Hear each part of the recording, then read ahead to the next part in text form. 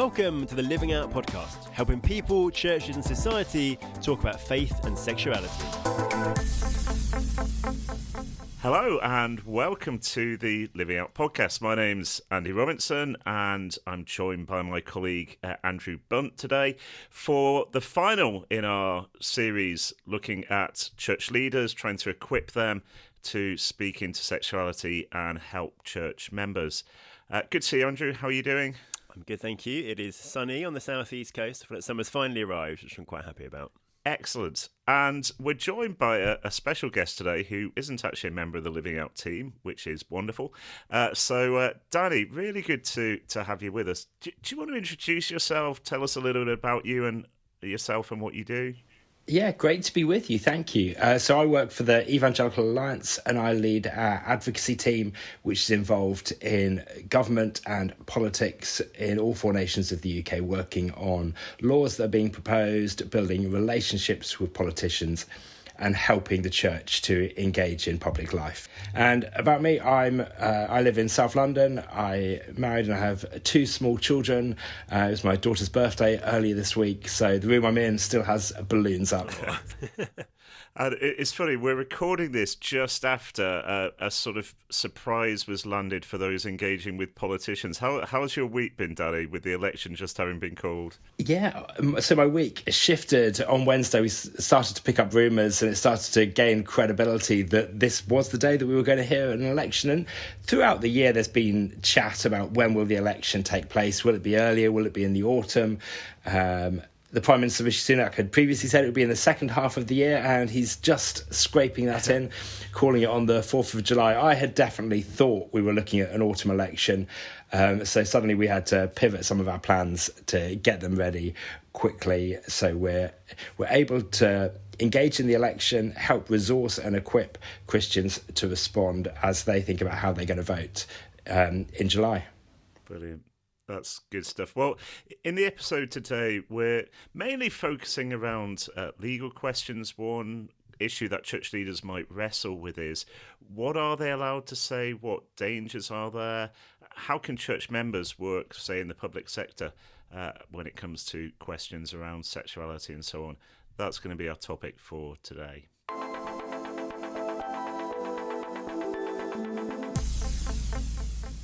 So, Danny, we know that lots of Christians feel maybe fearful about talking about sexuality and gender, whether that's talking in a church context, preaching, whether that's kind of personal conversation. And that can just be a fear people aren't going to like us, but it can also be a fear we're going to end up on the wrong side of the law. So maybe we can start thinking about kind of church context. Help us think, what are our legal freedoms when it comes to talking about these topics in a church context? What kind of can and can't we say legally? Well, in the UK, we have really significant freedom in how we live out and operate our Christian faith. It doesn't mean it's always easy, and I think sometimes it can be challenging, and I'm sure we'll get onto some of those points of challenge, but we have significant freedom in how we speak about what we believe. And that's particularly true in a church context when we're talking about what we believe and what is rooted in our faith. Religion and belief is one of the protected characteristics that's recognised in the Equality Act. So on a legal perspective, in a church context, we are free to talk about what we believe and what we say. I think that, as I say, there are all sorts of other aspects that might guide what we say and how we say it. And I should offer one caveat that I'm not a lawyer. I work with the law and I work with policies and politics quite a lot, but nothing I'm saying is legal advice, so I have to get that caveat in now. That's good. And we'll give that caveat to the whole episode, because definitely Andy and I are even less close to being lawyers than you are. And the reason we've got you here is you have some really helpful understanding on this, which is helpful. But it's just so good and important for us to hear that actually we have an incredible level of freedom as churches, that actually it's not that there are great limits and things we can say. I was engaging with church recently, thinking of doing a preach series on this, and there were some in their team who were worried, actually, aren't we going to break the law? And I just say to them, no, there's almost no chance of that, really. There's pretty much nothing you could be saying around these topics in a church context that we're breaking the law. And I think often there are these myths that swirl around, when actually, we've got wonderful freedom, and that's what we should give thanks for and be praying continues. That's thinking about the church, Danny. Are things any different in other contexts? If we think about the secular workplace, where many Christians will be day by day, do people in those contexts need to be thinking about and careful about what they're saying? I think we do need to be careful about what we're saying. But I don't think that necessarily means we need to be overly cautious about what we're saying. I think we need to have confidence in what we believe and a willingness to speak in whatever context we find ourselves in. So, and there are some aspects where the law does come into play, and there have been a number of cases where people have experienced difficulties because of either their words or their actions in relation to sexual attraction, sexual relationships. I think actions are easier to define in the law. So if you're in a workplace where you are providing services or providing goods, you cannot discriminate in who you provide those services to on the basis of someone's sexuality. And that there have been cases around bed and breakfast owners and other contexts where people have wanted to restrict how they operate. So one example would be, if you're a florist who provides flowers for weddings, you can't say no to a same-sex couple who are getting married. If you don't provide flowers for weddings, you can't be coerced into providing flowers for weddings. But if you provide that service, you can't discriminate in who you provide that to. One component to this that gained a lot of attention was in Northern Ireland, where there was the gay cake case. And actually that was quite a different case in that it wasn't a cake for a wedding ceremony or service. It was a cake that had a campaign slogan on. And actually the Supreme Court ruled in favour of the bakers in the end. And they said they couldn't be compelled to speak and putting signage on a cake was classed as speak, something that they disagreed with. That they had said, and they insisted that they had no problem serving the customer who was gay, but they wouldn't want to promote the message that they were seeking to promote. So the legal cases are often complex and they all have to be judged on their merits. But in terms of when we're providing goods and services, the law is quite clear that we can't discriminate. When it comes to a workplace context in our speech, I think mostly this is about wisdom. How are we engaging with our colleagues? How are we speaking about our faith? I think if you are in a client or a customer or a patient-focused role, particularly one where there is a position of trust, there is even greater need for care, and there will often be professional guidelines, some of which do become legally regulated in terms of how you speak. And those are situations where people have encountered difficulties. And I think sometimes they've encountered difficulties that they shouldn't have, where the law has been overzealous in restricting how people have spoken about their beliefs in different contexts. So there's always the legal components where we do sometimes need to take care. But then there's also the wisdom in how, in different situations, how are we speaking, how are we relating to people that we work with day in, day out, and potentially people who we have positions of authority over. And it's in those situations where great care is needed. Yeah, thank you. There's two really helpful distinctions, aren't there? There's what we say and what we do. And we're going to, just to flag up, we're going to talk what we do in terms of what churches do and don't do around things like leadership, membership and such like in the second half of the podcast. So kind of church leaders, keep listening for that. But also that distinction between what's legal and what's wise is so important. We don't only want to care about what's legal. We also think, how do we be wise? And in that, isn't it, how are we reflecting the wise God and the good God and the way we're talking, engaging, acting? And is it the case then, I'm thinking of kind of cases I've vaguely been aware of, that actually there have been tribunals and such like which have really upheld people's rights in the workplace to express beliefs around sexuality and gender. And in a sense, there's encouragement for us from cases that have been in the UK in recent years. The strongest legal backing in recent years has come around issues around gender and what's commonly referred to as gender critical views, where a number of cases now have upheld the right for people to speak about sex as a biological reality, and that being how they decide whether someone is male or female or how they are described. So the law's been quite clear that is a protected belief. It doesn't give you carte blanche to say anything in every context, so you still have to be responsible in how you act, but the law has protected those beliefs in employment contexts. I think often what comes up in workplaces is around issues around sometimes pronouns or lanyards or pride and activities that take place in the workplace. And there is a real absence of legal judgments in those areas. These haven't really come to court, and most of that is down to internal policies and procedures, and often the internal dynamics of a workplace and how that operates, and whether people feel like they have to engage in certain activities. Actually, the law hasn't kind of said that they've got to engage. They haven't had to put a pride lanyard on or put their pronouns in signatures. So often that does come down to individual workplace policies. And I think, again, that's where some confidence sometimes is needed, where people with care and compassion actually are able to speak about what they believe. And sometimes the more you speak about what you believe, the easier it becomes. So if suddenly the first time anyone knows that you have an issue about a particular topic is when it comes to a crunch and there's a HR issue or a disciplinary matter, that can be a problem. Whereas actually, if it's not a surprise that you hold beliefs, not a surprise that you might object to certain practices or activities, that can be easier because actually it fits in with your course of behaviour.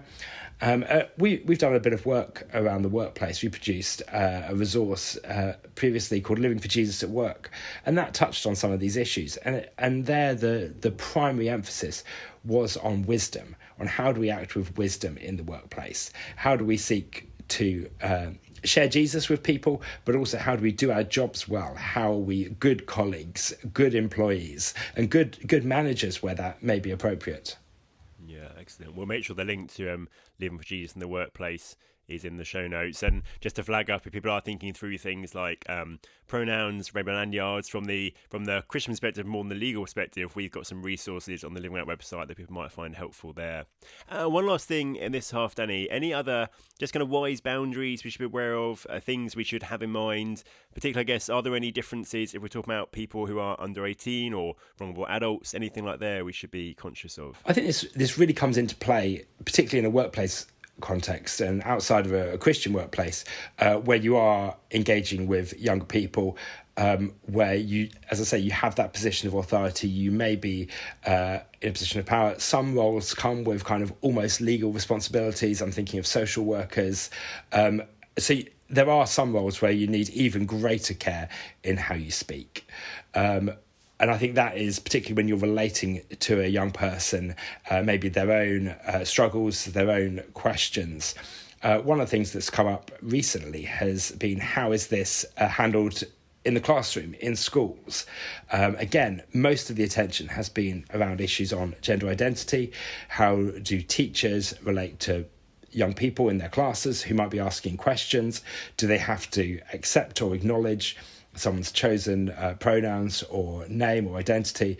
And there has been a shift in the last year or so towards a more cautious approach, reassuring teachers that they don't have to do that, and that actually it sometimes can be unhelpful for them to do that, and to recognise that teachers aren't required by law to use someone's name or pronouns. So I think we have to use care, but I think we also need to recognise that when we're in a position with younger people who are often easily influenced, that we don't have to affirm everything they say. And sometimes there can be an important role where we might challenge or ask questions about what they're saying or doing. Really helpful. Thank you, Danny. We're going to pause there, but in a moment we'll be back thinking more about how this might impact various areas of church life. As a charity, Living Out relies on the generosity of people like you to be able to produce our free resources, helping same-sex attracted Christians and equipping the church. If you like what we do, please consider supporting us financially. You can give a one-off donation or a regular amount at livingout.org/give. Thank you so much.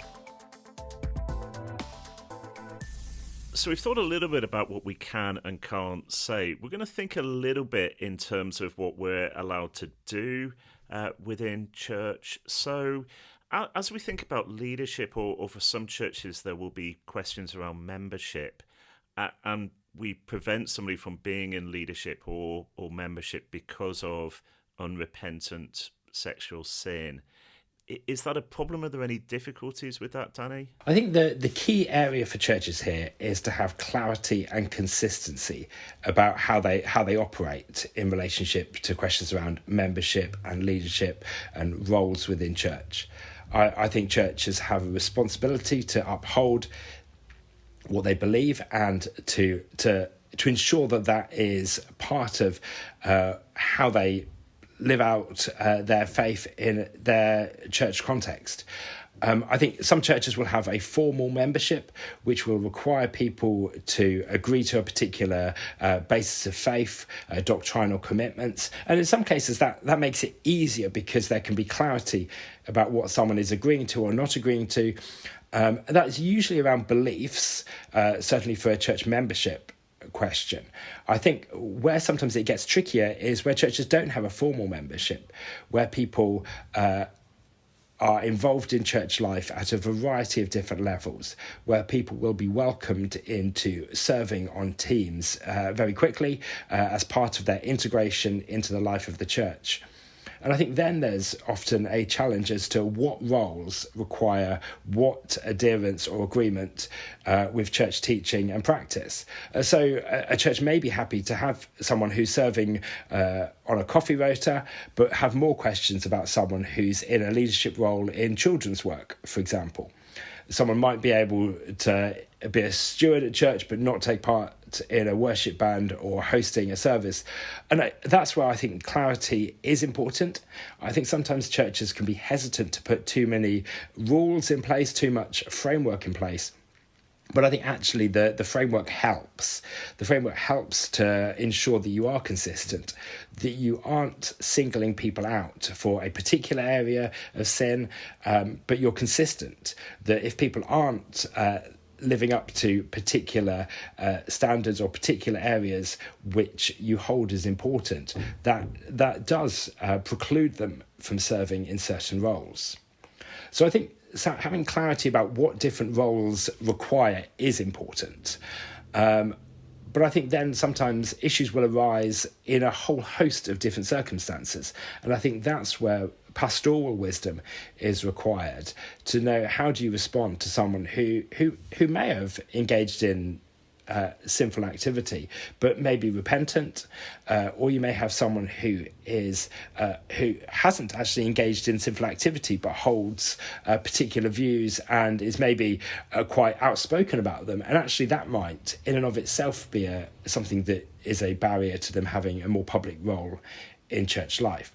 So I think those are the two guardrails that I would focus on, is having the clarity. The clearer you are on what you believe and what practice is acceptable and what isn't really helps. But then to have consistency in its application, so it's not seen that you're singling people out or just jumping on something that becomes public, where other issues may exist in private where you haven't taken the same approach. That's really helpful, Danny. And I think one of the things we've said throughout this series is it's worth having those conversations before any particular situation arises, because often that's what it's difficult, is actually trying to encourage church leadership teams to have the discussions now as to which particular areas of service may or may not be appropriate for different cases. So yeah, thank you for that.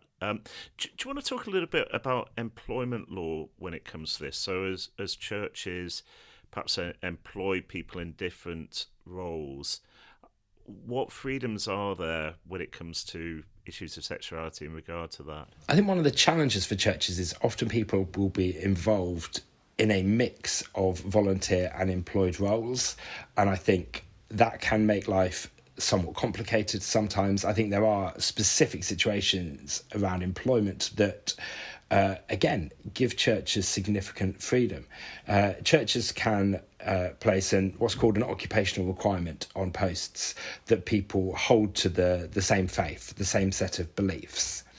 And that has been interpreted relatively widely to as long as those beliefs are consistently held. There are some legal tests that are used to determine that. But as long as they are consistently held and they are clear, those beliefs can be quite wide-ranging. They don't have to be held by all Christians.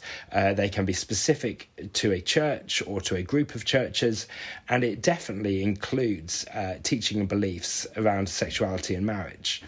So, and again, the clarity and the consistency comes in here.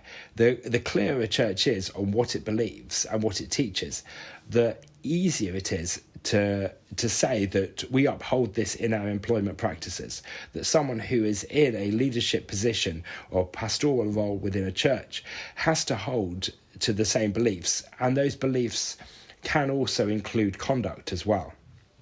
One of the areas that the Evangelical Alliance has done some work in recent years for our own staff is that we've developed an ethos and a code of practice that supplements our basis of faith. Our basis of faith is a significant document on core evangelical beliefs, but it doesn't cover everything. So we've sought to adopt, and we have adopted, an additional document that sets out in a variety of different areas of life how that is worked out. And that does include issues around marriage, it includes issues around gender, but it also includes issues around church engagement, around our stewardship of creation, of our day-to-day lives as followers of Jesus. So we're not singling out one issue, but we have recognised that by having greater clarity about what we believe and what that means in practice, that helps us. And then the code of conduct sets out behaviours that are consistent with those beliefs and where that might be a problem for employment. So that's something that employees who have an occupational requirement are required to agree to. It's also something that our board is required to agree to, and churches can do similar things. Again, sometimes churches have been hesitant to make too much noise about what they believe. They've thought actually, that might be unwelcoming if people know what we think about different topics, but actually it gives them far firmer ground that this is what we believe, this is what we hold as important, this is a significant outworking of our faith. And so I would encourage churches to think about how they are articulating what they believe, how are they teaching on issues such as this, because all of that gives weight. Because say someone was employed and then either wasn't employed or was then subject to discipline in the employment context because of beliefs or actions. If suddenly they said, well, hang on a minute, you'd never talked about this. I didn't know that this was what you believed. I didn't know it was an important part of what you believed. Actually, that's going to likely to cause the church more problems than if the church has been clear about what it believes. That's really helpful. And again, earlier on in the series, we've done programs around how to communicate what we believe, how to teach into it. So if you're just listening to this episode, go back into earlier in the series, and we've covered some of the details of how to do that. But I'm conscious people will probably be listening to this in June. Lots of things to be excited about in June: an election campaign, the Euros, that's football for Andrew's benefit. Thank you. Pleasure. Lots of things to be excited about. It's also Pride Month, which I guess will raise questions for Christians in the workplace, for just all of us as we hang around in society. Any particular wisdom legally or in other ways for us in Pride Month, Danny? I think this comes into play in a couple of different contexts. I think the workplace is a significant one, particularly secular workplaces where people are likely to encounter events or activities or initiatives that their organisation is engaged in. So some of the stuff I've said before applies about actually using wisdom in how you engage and how you speak. It can be a good opportunity to actually help people you work with understand that you do think differently about particular issues. So I think it can be an opportunity. I know a number of Christians in secular workplaces have found great opportunities to talk about their faith through the diversity and inclusion networks that their employers offer. That, yes, they provide a space for pride. Yes, they might have an LGBT network, but they would also then have a faith and belief network because they are all part of the same equality framework. And actually, Christians have actually had some really good opportunities often in Pride Month where employers have held diversity events to talk about their beliefs, to demonstrate in a clear and compassionate way what they think, but also to speak about Jesus more generally, not even just around sexuality, but it has opened up an opportunity to talk about their faith more freely. So I think while there are some challenges, I think there are opportunities around that too. I think for churches, pride can either be something that you just ignore. I think for a lot of churches, it doesn't cause any issues. I think sometimes there can be issues around churches and letting of premises and whether they want organisations to use their premises. And again, this comes down to consistency. If you're consistent in your rules or policies about who you let out your premises to, that's okay. But you can't just suddenly turn around and say, we don't want this event because they're hosting a pride event. So there are challenges there, and there is a need for churches to be aware of how their premises might be used if they're letting it out to secular organisations. And I think it also might be the fact that events are taking place in your community and how are churches engaged. I think there can be additional challenges when some churches might be supportive of pride and that might cause issues in local church networks. How are you engaging with other churches? And I think that's where wisdom is required. Sometimes you'll want to maintain relationship with the leaders of those churches, but you might not necessarily want to be involved in events that if they're involved in pride events as well. So I don't think these are legal issues particularly, but I think there is wisdom. And I think, again, this comes back to ensuring that you have the space to speak clearly and compassionately about what you believe, but also wisdom to respond pastorally to people, either in your congregation or your wider community, who might be asking questions, who might be encountering church for the first time or the first time in a long time. And actually, what are the questions they're asking, and how are you able to speak to them in a way that will help them to respond? Thanks, Danny. And on the website, we've tended to write an article once a year about pride, or trying to give wisdom to Christians and churches on how to engage. So if you put pride into the search engine on the website, it should throw up various things. Now, thinking about the future, conscious this is an area in which you've been engaged, Danny, any upcoming legislation that might impact this area? Anything you'd want us to be aware of? Well, the most significant area of legislation in this area are proposals to ban what is termed as conversion therapy. Defining this has been one of my headaches for the last few years. I think it's been a headache for civil servants and politicians as well. But it is commonly referred to as efforts to change someone's sexual orientation or gender identity. There are 101 questions as to how you define that in practice and what that means in practice. But that has, and it does pose a challenge to how churches teach and operate in issues and areas around sexuality and gender. So, for example, there is a live proposal in Scotland at the moment. There will likely be legislation in the Scottish Parliament in the coming year or two around this that would potentially restrict the provision of services that seeks to support people asking questions about their sexuality or gender identity. And we've spoken to government officials and members of the Scottish Parliament about this, and we're really concerned about the impact that this could have. It could stop a church leader from either in a group or individually providing support, counsel or prayer to someone who comes to them with questions. We want to speak out quite clearly against coercive or abusive practice. We shouldn't be trying to force people or trying to help them to operate against their will so I think we do need to be clear that forcible, coercive action is just wrong. I think abusive action is against the law, and certainly anything that is physical is clearly against the law. And I think the law should be used in circumstances such as that where such action has taken place.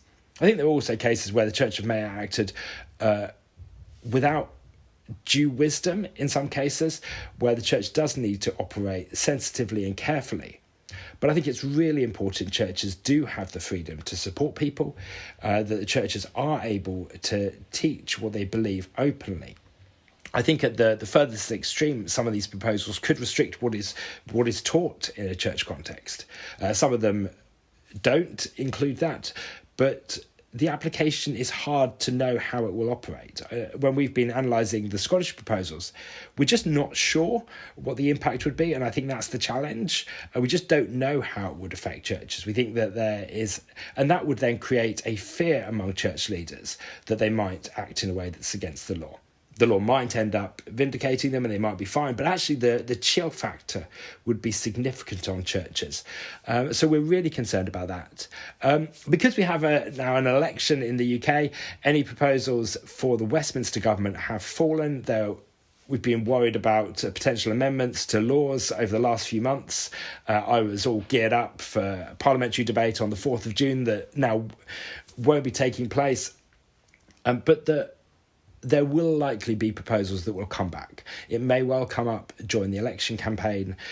Parties may talk about what they will or won't do in relation to conversion therapy. So we remain incredibly vigilant around that. We've already been talking to figures within the Labour Party around our concern about this. I'm not making any political judgments, but the polls would suggest we may well have a change of government and they may take a different approach to this. So we've been keen to engage with them to ensure that the voices of Christians and churches are heard in this around this issue, that we're clear about what we're not advocating, but we're also clear about where we do need protection, where religious beliefs do need protecting, and where church leaders need clarity about what they can and can't do, where they can provide support for people, they can provide prayer, where they can teach what the Bible says around sexuality.